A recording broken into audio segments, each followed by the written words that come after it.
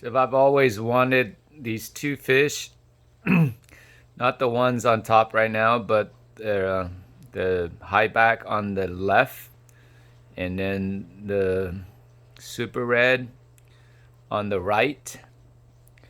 The super right is actually older. He is tagged on his certificate in, I want to say, in May or March 4th, 2021. So he's actually like 2 months older than the other guy, older than the high back, which is on the left. The high back is growing up nicely. So I had originally wanted just any particular one, but when I saw the two, the price difference was $500.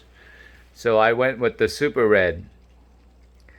And of course, I ended up buying the high back a month later because the seller sold it for another $800 cheaper. So I ended up picking up the high back. Had he sold me the high back for the price that he sold it to me, I would have just bought the high back and not buy the super red. But ultimately, I would get a super red.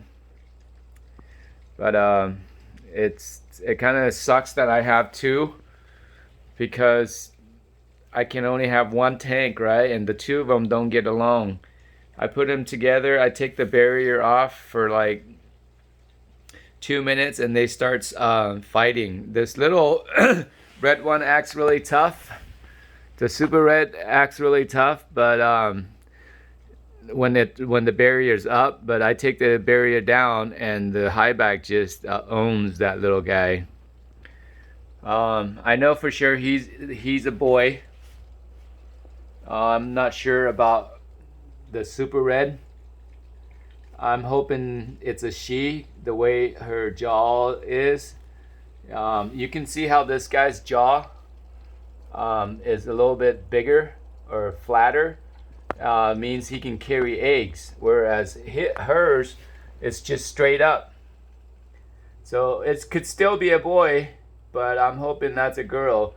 And if it is, maybe 2-3 years down the road, this pair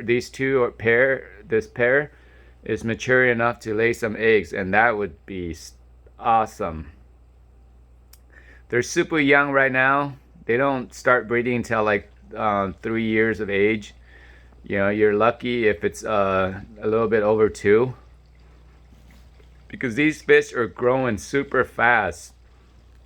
I mean, this guy is tagged in June, and it's just the end of January, so he's 7 months old. And 7 months, he's about 8-10 inches. I mean, so he is pretty good size for 7 months. I've grew Jardinis for 7 months. They never got that big.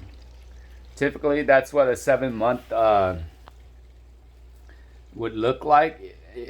If that, you can tell the difference between the two sizes right there. The high back is a lot bigger.